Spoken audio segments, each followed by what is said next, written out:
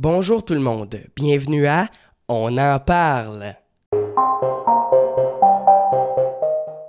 Aujourd'hui, je vais vous parler du potentiel retour du baseball majeur à Montréal, tel que demandé par Bruno Côté dans les commentaires d'une de nos vidéos précédentes.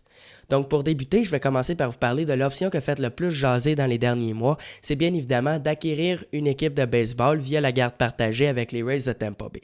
Donc je vous explique, les Rays de Tampa Bay, c'est une formation dans la MLB. Et dans la MLB, une saison dure 162 parties et sur ces 162 matchs, 81 de ces matchs sont joués à domicile. Malheureusement, pour les Rays de Tampa Bay, il y a seulement un pont pour se rendre au stade, ce qui cause par conséquent beaucoup de trafic. Donc, les Rays de Tampa Bay ont joué depuis quelques années dans un stade pratiquement vide. Pour régler le problème, la MLB a accordé la permission à Stu Sternberg, le propriétaire des Rays de Tampa Bay, d'installer son équipe à Montréal pour environ une quarantaine de parties. Malheureusement, la problématique avec ça, c'est que, bien évidemment, ça va coûter beaucoup d'argent à Montréal, soit pour construire un nouveau stade tel que demandé par Steven Bronfman, l'homme à la tête du projet de l'éventuel retour du baseball majeur à Montréal, ou si on veut garder le stade olympique, juste faire des rénovations nécessaires pour acquérir une équipe de baseball pour qu'une équipe de baseball s'installe dans le stade. Ça va déjà coûter beaucoup d'argent et Valérie Plante et les Montréalais ne sont pas prêts à investir une si grosse et importante somme d'argent pour acquérir seulement une demi-équipe.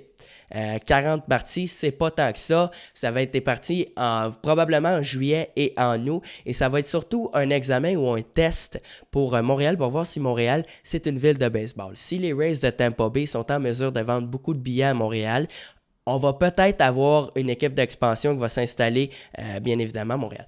Seul problème avec ça, c'est que c'est beaucoup moins tentant, beaucoup moins facile d'aller encourager une équipe comme les Rays de Tampa Bay qui a joué au Tropicana Field à Tampa Bay depuis plusieurs années, comparativement à aller encourager les Expos de Montréal, une nouvelle équipe d'expansion qu'on avait perdue en 2004. Donc pour Montréal, j'ai l'impression que c'est beaucoup plus facile d'aller encourager notre équipe. Donc selon moi, ça ne serait pas un test valide, si on peut le dire ainsi.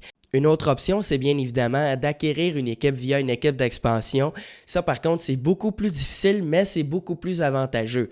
Et pour les joueurs dans la MLB, c'est beaucoup plus facile de rester à une seule place au lieu de voyager entre Montréal et Tampa Bay, d'autant plus que la garde partagée n'a jamais fonctionné dans la MLB, dans la LNH, dans la NBA et dans la NFL.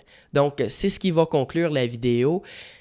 S'il vous plaît, interagissez avec nous dans les commentaires. Dites-nous ce que vous en pensez. Est-ce qu'on pourrait avoir un éventuel retour du baseball majeur à Montréal? Est-ce que les expos vont s'installer à Montréal? Est-ce que ça va être via la garde partagée? Préférez-vous une garde partagée ou une équipe d'expansion? Est-ce que selon vous, la garde partagée, c'est une bonne option? Vraiment, likez la vidéo, interagissez avec nous dans les commentaires et abonnez-vous à la chaîne. Merci beaucoup et au revoir.